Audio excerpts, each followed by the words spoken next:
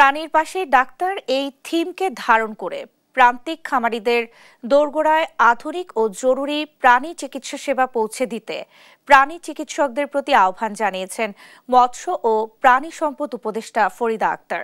বিকেলে রাজধানীর মহাখালীতে প্রাণী সম্পদ অধিদপ্তরের আওতায় উপজেলা পর্যায়ে মোবাইল ভেটেরিনারি ক্লিনিক বিতরণ অনুষ্ঠানে তিনি একথা বলেন।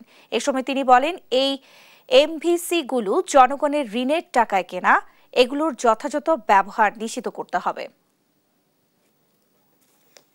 প্রাণীর পাশে ডাক্তার কথাটাকে যদি আমরা সারা বাংলাদেশে এটাকে জনপ্রিয় করে তুলতে পারি, এটা মানুষের স্বাস্থ্য রক্ষা যেমন জরুরি, সারা বাংলাদেশে 18 কোটি মানুষই খুশি হবে, তাদের প্রাণীও যদি বাঁচে।